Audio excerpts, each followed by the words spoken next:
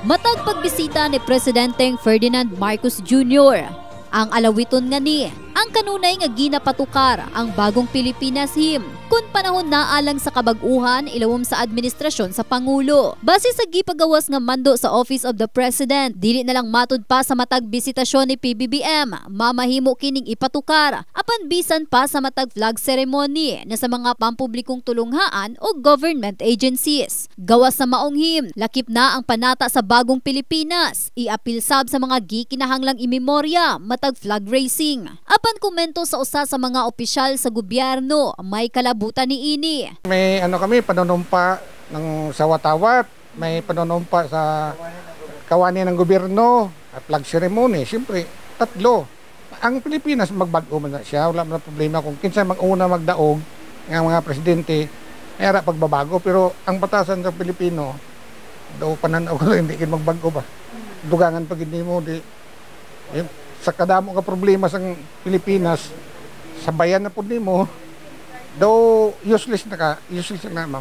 Ang estudyante sab nga si Princess Daisilyn Amigo, dili uyon kabay ni ini. Upat ka alawiton, gawas pa ang pledge sa ilang ginamemorya matag simana. Asa na sa 3 ka minuto, matag awit ug kung madugangan pa, sumala pa. Depende siya kay every music nasa 3 minutes eh. So kung ingato siya kahaba tapos napa jud ay sayaw-sayaw minsan. So murag haba na jud siya kaayo. Kung dungagan pa siya murag mas pagod sa mga generation pasunod na lang anong nadungagan ingani lang man siya dati nganong mas dungagan pa siya and haba naman ang kanta na Lupang Hinirang and atong nakasanayan. Kung adunay mga wala miuyon ang estudyanteng si Marialita Jikain, uyon sa pagpatuman sa bagong Pilipinas hymn o pledge. Okay lang po siya for me kasi bagong Pilipinas, so parang kanta po siya ng presidente natin, pero meron man pong ibang students na hindi po mag-agree. Pero depende po kasi yan sa inyo kung gusto niyo po, pero para sa akin po okay lang po siya na idagdag po kasi part din po yan siya ng part po sa school, part po sa Philippines.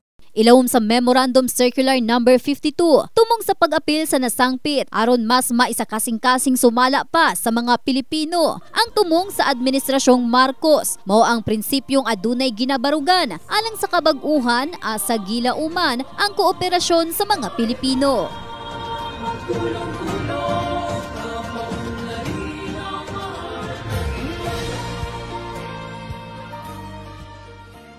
In the heart of changing lives, kini si Russell Jean Mantile, Brigada News.